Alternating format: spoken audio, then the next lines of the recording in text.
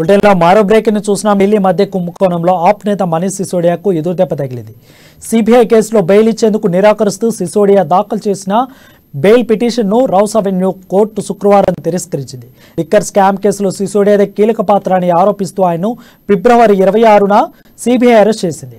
అనంతరం ఆయన్ను ఈడీ కూడా కస్టడీలోకి తీసుకుని ప్రశ్నించింది.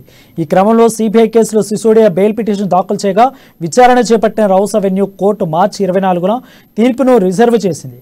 తాజా బెయిల్ పిటిషన్ను తిరస్కరిస్తూ తీర్పు ఇచ్చింది.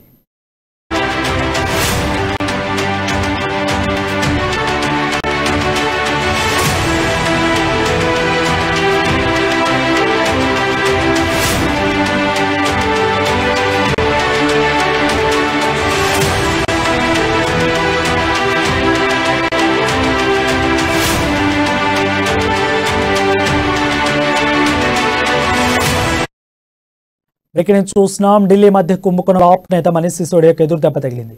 సిబిఐ కేసులో బెయిల్ ఇచ్చేందుకు నిరాకరిస్తూ సిసోడియా దాఖలు చేసుకున్న బెయిల్ పిటిషన్ను రౌస్ అవెన్యూ కోర్టు శుక్రవారం తిరస్కరించింది.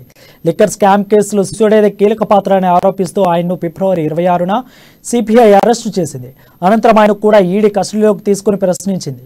ఈ క్రమంలో సిబిఐ కేసులో సిసోడియా బెయిల్ పిటిషన్ దాఖలు చేయగా విచారణ చేపట్టిన రౌస్ అవెన్యూ కోర్టు మార్చి 24న తీర్పును రిజర్వ్ చేసింది. తాజా బెయిల్ పిటిషన్ను తిరస్కరిస్తూ తీర్పు ఇచ్చింది.